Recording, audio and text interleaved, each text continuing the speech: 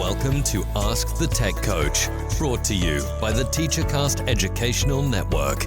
If you are in charge of professional development and looking to build an innovative digital learning experience, this is the podcast for you. Join us each week as we uncover strategies that tech coaches are using to drive their digital transformations one classroom at a time. And now for your host, with over 2 decades of experience working with tech coaches and ed tech companies from all around the world, Jeff Bradbury.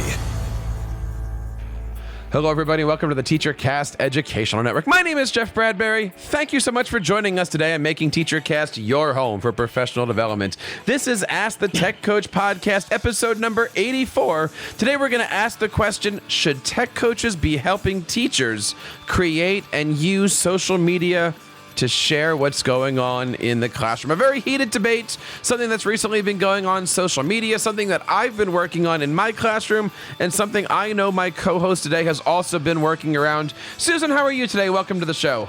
Great. How are you? It's great to be back. Oh, I am so fantastic. It is great to be here, especially because last week we had a really healthy and really amazing Tech Coach Mastermind meeting where we talked about everything under the sun, from how do we work out our differences as classroom teachers versus tech coaches to how do we work with students. What were your thoughts about our mastermind meeting this week?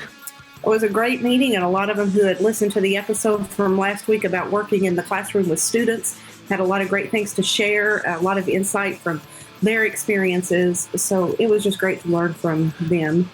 And of course, we have our monthly mastermind meetings. You can join our mastermind by going over to teachercast.net/mastermind. We get monthly meetings. You get one-on-one coaching with us. We give you a whole bunch of tutorials, freebies, you name it, it's all on there. We also have a mastermind website that is freely available for anybody that's an active member, and it's all yours for a very, very reasonable price. We offer 6-month and 12-month plans. If you're looking to support yourself this year professionally, check it out. Our TeacherCast Educational Tech Coaches Mastermind over at teachercast.net/mastermind. And you're right. You know, Susan, last week we had a fantastic show all about teachers working in the classrooms and some of the dangers that could happen, whether it be tech coaches and students, tech coaches and teachers, making sure that we're kind of on par with that. Tell us a little bit about some of the feedback that you might have gotten from last week's episode.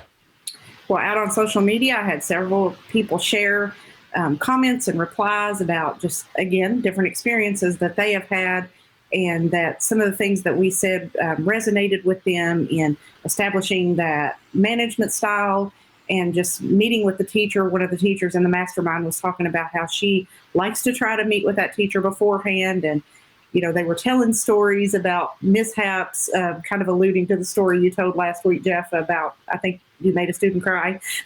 And a lot of them were sharing those stories. And it was just nice for them to feel like they weren't alone and that we all were all there to support each other as we move forward in that endeavor. You know, as tech coaches, feeling like we support each other is very, very important. One of the ways that we do that is through social media, which is why I'm so excited about this topic today. I'm on social media, you're on social media, but I got to ask you, what are your thoughts? Should tech coaches be using social media differently than classroom teachers? Well, in some ways, yes. In some ways, the same. It all goes out in communicating with the people that we need to communicate with.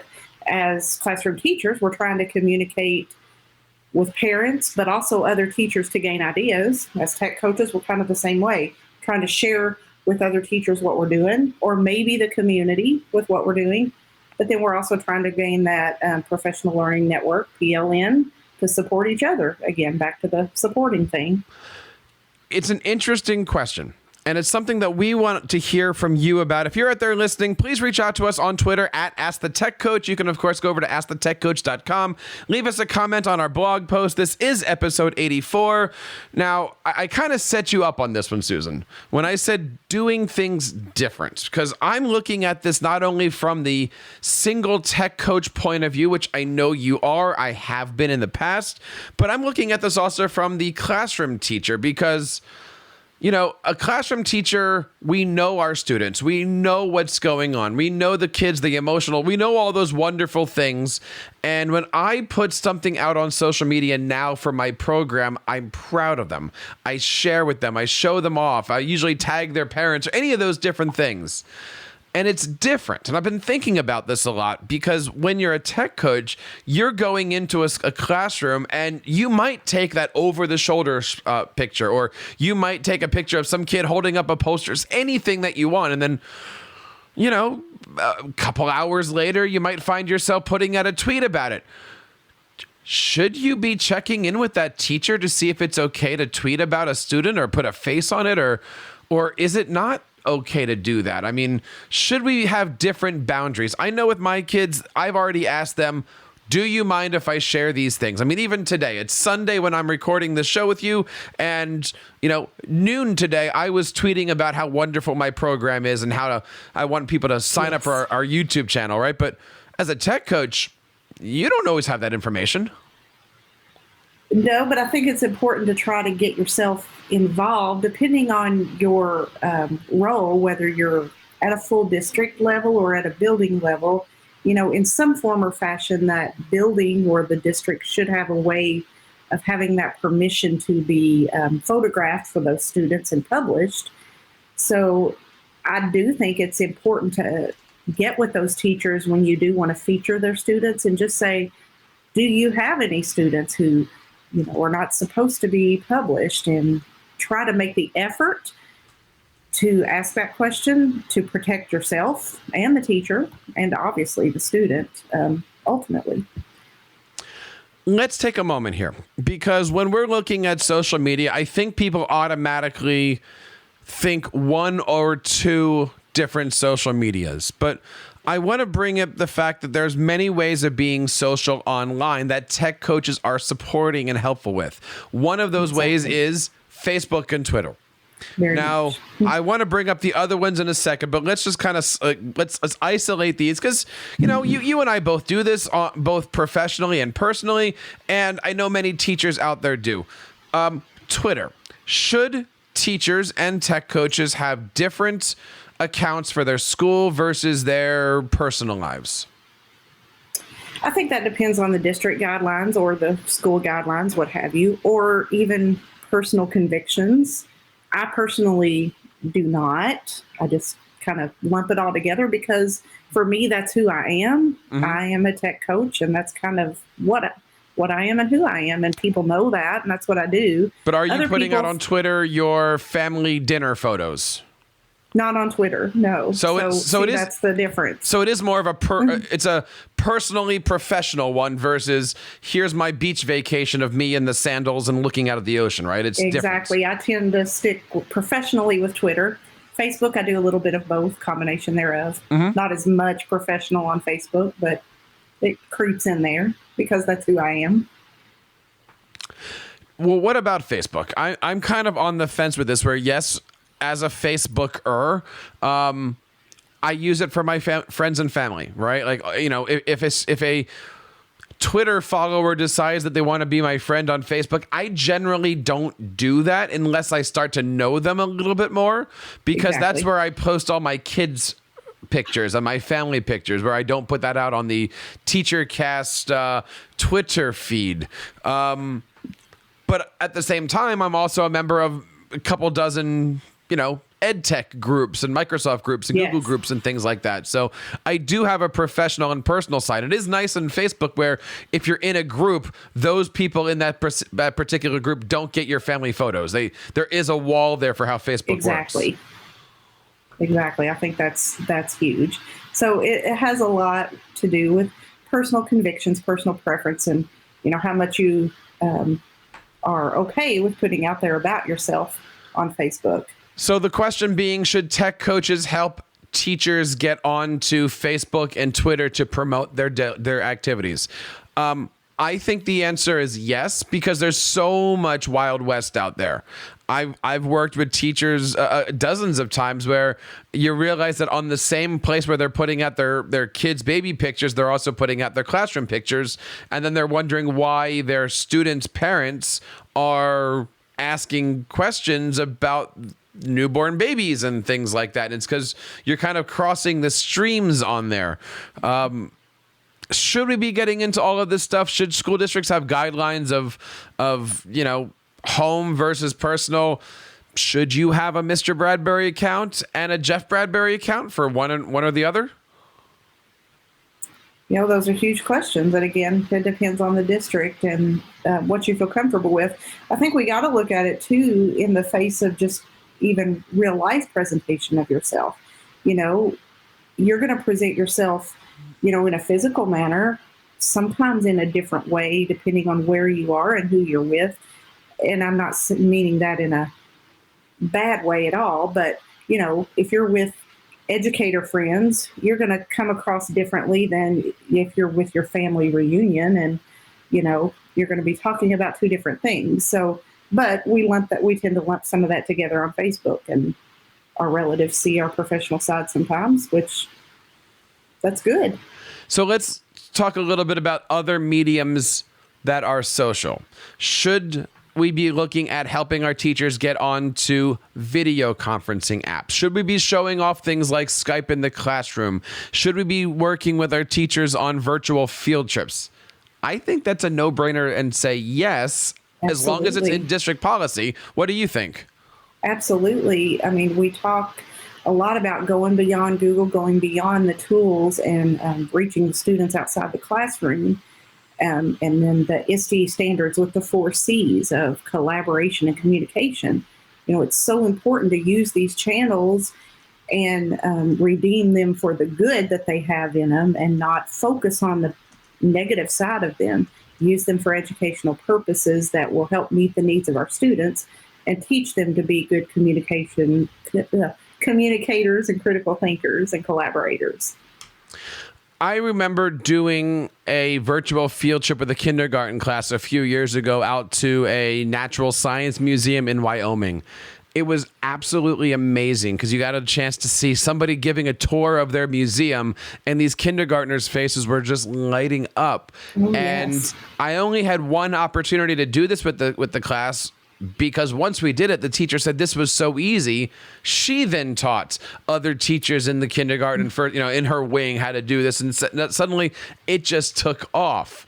And you can see, That's awesome. Well, that was because of a teacher wanting to do something, a tech coach showing the way, some kind of a mentoring thing happening, and the next thing you know, culture has changed in the school. I think that's a social media. Very much. And I mean, and again, look at the good that came out of that, and not some evil, identity theft issue and things like that people were constantly having to worry about. They got excited about it and went through with it. Should in a world where we're trying to keep things private in school districts, and also even say in classrooms, should teachers be tweeting every 5 minutes of their class? I mean, it's easy sometimes to say we're doing a great thing, tweet it, and then you tag your principal or you tag somebody out there. It's kind of the modern version of hey, look at me, isn't it? Yes. Put yourself out there, right? Because you don't want your own horn, as we say. You're tooting your own horn, and you're including your principal in the tweet and into the toot as well as you would, right? Mm-hmm. Is that a good thing? Well, I mean, I don't think every 5 minutes is probably the appropriate thing to do, because, if your principal is coming through doing a walkthrough and you're standing there tweeting, that might not be the best use of your time. But, I think it's great. A couple times a day, something great's going on that you're proud of, and you want to be sure and share that with not only your principal, but then district people are going to see it, hopefully, and be impressed, and then you're going to feel good about what you're doing. So now let's shift a little bit, because this is kind of where things are getting personal for me here. There's one thing about talking about your classroom. Hey, we're doing chapter 3, right? Is there a different approach of when you're actually trying to build a program? when you're the band teacher and you're maybe showing off, hey, the kids are playing a piece, the concert's next week. Why don't you, some kind of an advertisement kind of a thing.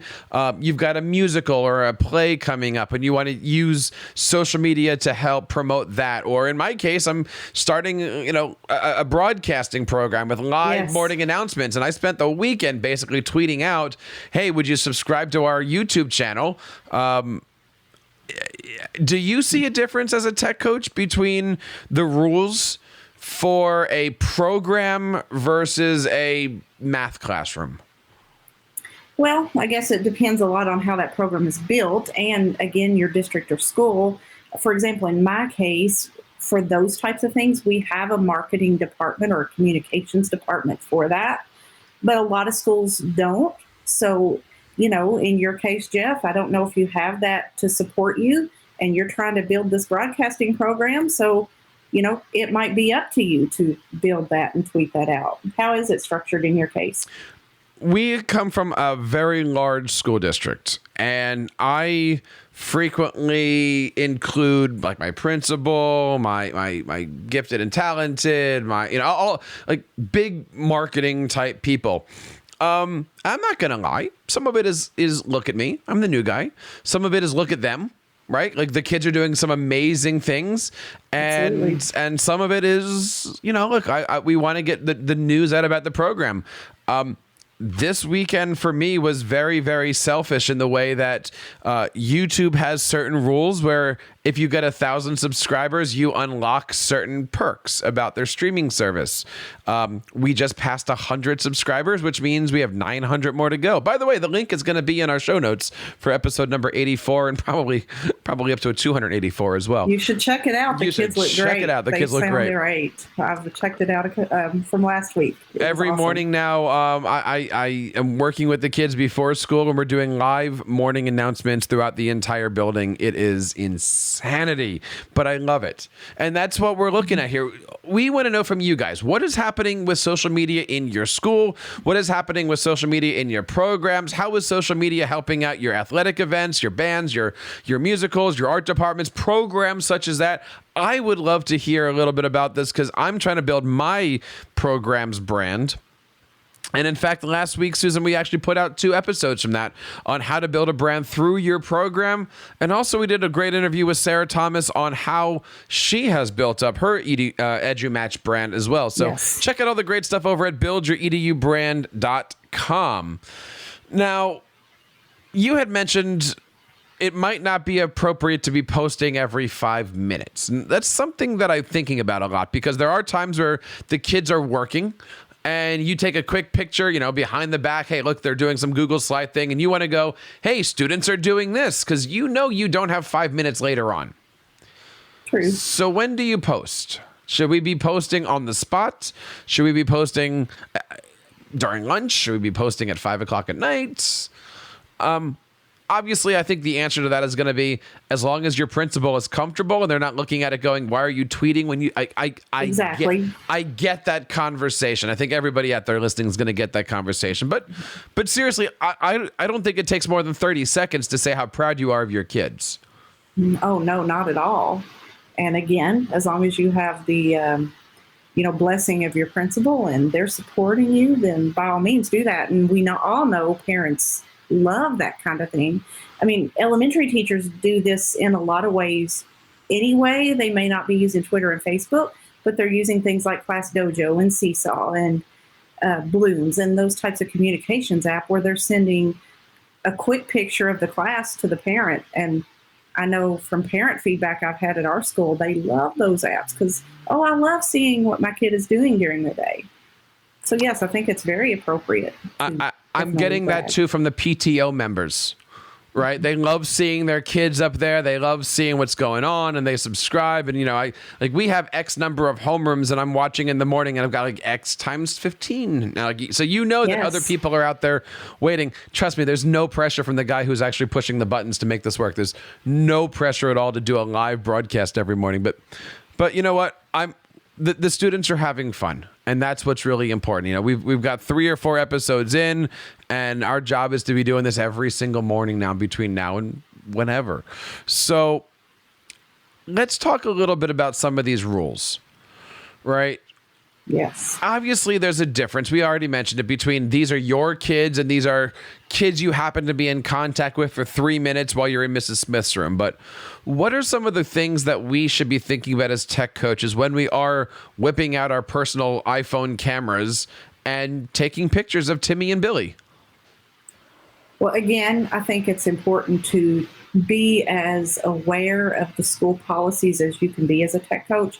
Have that relationship with the communications and marketing department if that exists, and you can do that. Know what they expect and know if those signed documents are in place and what students are and are not allowed. And correct, you're not going to know every student's name in every classroom all the time, depending on the size of your school, but check with that teacher if at all possible. That teacher should by all means know if that student's allowed to be photographed. So, I think it's just huge to, keep those digital citizenship guidelines in place. And there's ways to go around, if a student can't be posted, then, try to get the backs of them or, put the emoticon over their face, do those things. How have you handled it so far with building your program? Have you ran into any of those things? Well, not yet. And I'm also going on, what they say about assumptions, but I'm going on the assumption that if a student is in a broadcasting program, they're allowed to do this. Now, in my broadcasting class, there are students that don't want to be on camera, to which we have other jobs that they can do. They can be editors, they can be researchers, they can be cameramen. There's other things that they like to do. And I always tell them that, when a project is meant to be seen by the world or the classroom or whatever, other people, that yes, I will give them the opportunity to say yes or no and choose their destiny. But if it's a homework assignment where it's go make a video of yourself talking to the camera about a topic that we're doing, then that's the homework assignment is go be a news reporter to yourself, go share a story about what, because again, those things are like homework, right? It's a broadcasting class. You're on camera. The only people that are going to see it are me and you. Exactly. Now in my tech ed class, I make the kids, that's a wrong way of putting it. The students are creating websites for themselves, and the only people that are going to be seeing those Google sites is me and the student. They're not being published. They don't even have the access to publish their stuff. So they know that everything that I ask them to do is only for an audience of one, me. And I grade them all accordingly onto all of that stuff. So, I kind of play the field a little bit on both ends of the spectrum because I do respect their privacy. They're teenagers after all. If they're not comfortable, that's totally cool. But there are some things where, like if it's a writing course, you can't tell me you can't write. Exactly. It's a video course. You can't tell me you're going to be on video. But there is a difference between, a homework assignment and this is going to go on Twitter. Yes. And I think a lot of the kids, they may say, oh, I don't want to be on camera. I don't want to be featured, but I really do think in the long run, it makes them feel good. They have that teenage attitude sometimes, but I think they enjoy being recognized for the good work that they're doing. And the same thing with my broadcasting kids. There were kids, at the beginning of this, I said, what's your job? And they want to be an anchor, an editor, and we only had 4 kids that wanted to be an anchor, meaning on camera. Right. But the day after we did our first one, man, I had so many people who are coming up to me and saying, can I be on camera tomorrow? And, once they see it, well, then the door is open. And now you've got now you got a problem where you only have 5 days a week and you got like 13 kids that want to be on camera. Exactly. So, it's awesome how they inspire each other. It is. It really, really is. And I'm excited about it. Thrilled that I'm able to share everything with you here. And again, I want to know what you guys are out there thinking about all this stuff, because what's going on in my school district, what's going on in Susan's school district, it's we're not alone in these different thoughts. And you guys might have something on your plate that you're dealing with. If there is a topic that you'd like to see us cover, if you'd like to be a guest on the show and help us cover a topic, we would love to hear from you guys. And the best way to do that is by reaching out to us on Twitter at AskTheTechCoach. Happy to help steer you in any direction. Or you know what? You can always go over to teachercast.net/mastermind and join our monthly meetings and get access to all of our freebies and our templates and all the goodies on our website. We would love to have you guys be a part of the TeacherCast Tech Coaches Network. Engage with us on Twitter. We will definitely engage back. I love the conversation. I check in on the Ask the Tech Coach about every day, a few times a day sometimes. So I would love to see that conversation come forth. And speaking of which, there's other places that people can find you. Susan, where else can we learn about the great things that you're doing? Look for me on my regular Twitter account at SV314DWS and on my blog at techimaginations.net. New stuff will be posted soon as I approach presenting 3 sessions at the Kentucky Society for Technology and Education conference next week.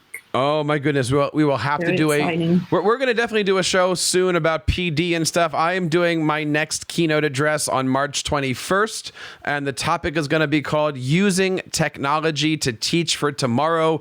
I'm looking forward to it. That is going to be in Metuchen, New Jersey on March 21st. It's a Saturday. I'm looking forward to all of that stuff. If you're going to be in New Jersey, check that out. And of course, if you're going to be in Kentucky.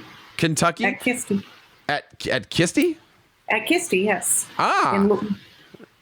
We will certainly have all the links to these things in our show notes. And that wraps up episode number 84. On behalf of Susan and myself, we want to say thank you guys for sticking with us and making Ask the Tech Coach a part of your podcasting hobbies. We, of course, drop this show every single Monday morning at 6 o'clock or 5 o'clock a.m. Eastern, and would love to have you guys be a subscriber. You can find us on Apple Podcasts, Google Podcasts, and Stitcher, and Spotify, and all of those great places.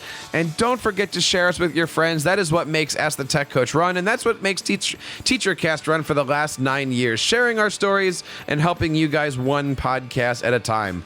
So that wraps up this episode number 84 of Ask the Tech Coach. On behalf of Susan and everybody here in the TeacherCast Educational Network, my name is Jeff Bradbury. On behalf of everybody here, keep up the great work in your classrooms and continue sharing your passions with your students.